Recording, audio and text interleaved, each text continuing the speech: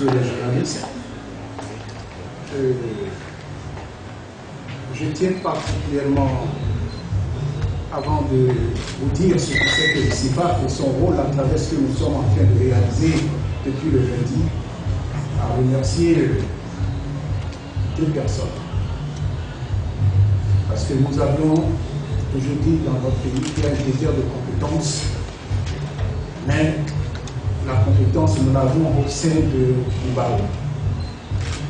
En regardant les visages, vous avez dû constater que le bâtonnier de chez nous vivant est un jeune bâtonnier jeune, mais qui réalise beaucoup de choses, non seulement pour son barreau, mais pour les barreaux de la sous-région. Je dirais même au-delà de la sous-région, de la région. Puisque aujourd'hui, quand on parle de l'OADA, on parle de 17 à 18 barreaux. Alors que moi, en compte 7. 8, autant pour moi. Donc je le remercie infiniment. Et je le dis aussi, puisque indépendamment de ce travail pour les barreaux africains, la formation, ça lutte pour que ses confrères, nos confrères, soient bien formés. Et il ne ménage aucun effort pour que cela soit. Encore merci, monsieur le bâtonnier. Je remercie aussi notre confrère, maître Tierno Olori pour ce séminaire qui a commencé le lundi sur des thématiques fortes qui touchent des domaines que nous n'avions pas souvent l'habitude de faire dans le cadre des formations que le CIFAF organise.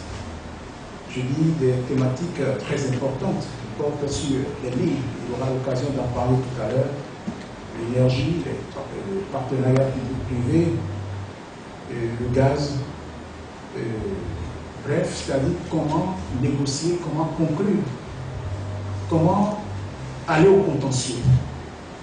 Ce que nous n'avions pas l'habitude de faire, puisqu'on observe souvent les avocats africains comme des avocats généralistes, alors qu'aujourd'hui le monde évolue, le droit évolue, et il faudrait qu'on aille la spécialisation surtout sur des domaines qui nous concernent, qui concernent le pays, qui vont négocier avec des institutions financières, et très souvent on fait appel à des étrangers qui arrivent pour le faire, alors que nous en avons les capacités, nous les avocats, et c'est dans ce cadre que M.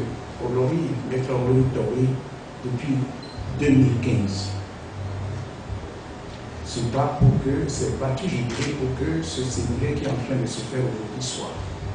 Et nous étions partis au siège de la BAD, la Banque africaine de développement, puisqu'il s'agit de la facilité qui est logée là-bas pour commencer les premières négociations, les premières démarches. Et j'étais parti avec le bâtonnier qui n'était pas encore bâtonnier en son temps. Donc c'est aussi ce qui se passe, c'est aussi son affaire. C'est aussi pour vous dire, quand je parlais tout à l'heure de l'homme qui se bat pour ses confrères dans la région, dans la sous-région. Donc je les remercie, et puis je remercie aussi le bâtonnier Mbaye du Sénégal, qui est le président de la conférence des bâtonniers de l'UEMOA, qui forme, comme je le dis souvent, on dirait des frères siens, moi avec le bâtonnier du Bénin, dans l'intérêt des avocats. Donc le CIFAF, c'est quoi? Le CIFAF, c'est le Centre international de formation des avocats francophones, qui travaille sur deux points principaux. Nous avons d'une part la formation initiale qui concerne les jeunes confrères, qui dure un mois et qui se réalise, qui se passe à Cotonou au Bénin. Et au cours de cette formation, nous abordons les trois étapes de la déontologie, c'est-à-dire les règles qui gouvernent notre profession. Nous avons le droit processuel et la pratique professionnelle. C'est tout ce qu'un avocat doit avoir. Et nous formons pendant ce mois au moins une cinquantaine d'avocats. C'est ce qu'il faut, conformément aux normes de l'UIA, c'est-à-dire pas au-delà, pour permettre aux gens de bien appréhender, de bien recevoir. Nous avons une deuxième étape, c'est la formation continue.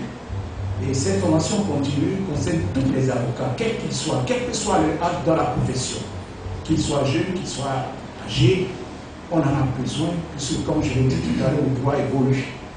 Et c'est parce que le droit évolue que le séminaire de ce jour a été organisé avec la,